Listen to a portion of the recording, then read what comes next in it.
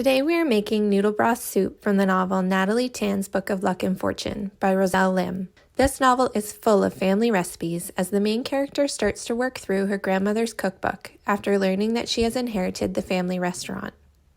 Cuddle up with a warm bowl of soup and enjoy reading how cooking may positively connect us to family and the places we call home.